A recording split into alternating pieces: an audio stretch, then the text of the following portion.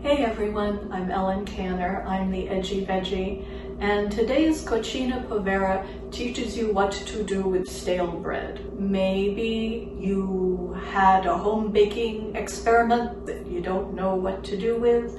Maybe you've got like a loaf you've been using for sandwiches and you've got the little bits that we have a use for them. Don't throw them away. We are going to make Pappa al Pomodoro. It's bread and tomato soup. It's a basic Tuscan, super easy recipe to use up leftover bits. I'm going to show you what they are.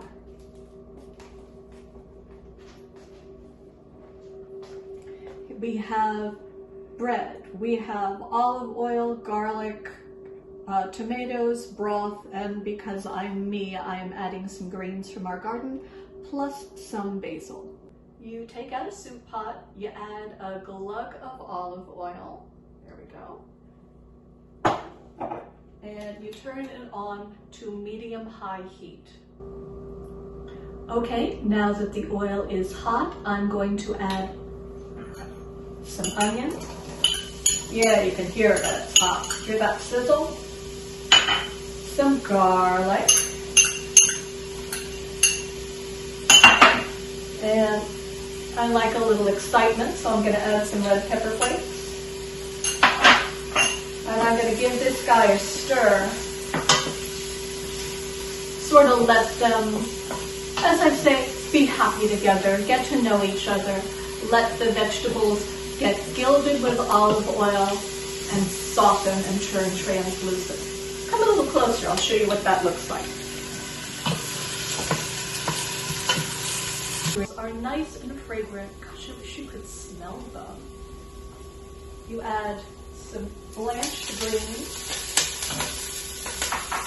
And this is 3 cups of bread. I've taken some of the crusts off, not all of them, because I'm not that persnickety, and besides, they're going to be softened in the soup.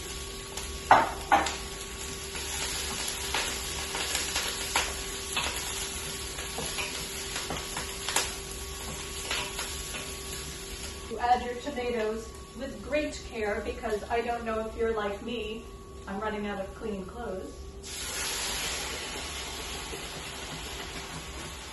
Stand back.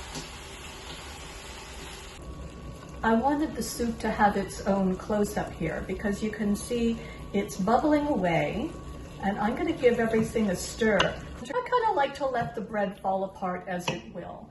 And now I am adding 2 cups of vegetable broth. You can add water, it's really fine.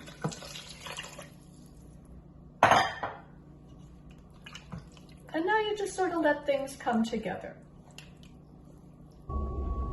So we're here again. We took a 7-minute vacation. I spared you that. Everything coalesced. It's quite beautiful now.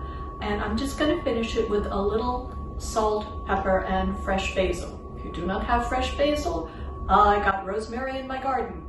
Use what you have. You could probably skip the herbs entirely, but basil and tomatoes really love each other. I think it's very funny that some celebrity chefs have recipes for this. This is frugality at its finest. It is not meant to be elevated. It's just beautiful the way it is. Oh wow, the basil does smell awfully good, I'll give you that. And let's see if it is as good as I think so. Here we go.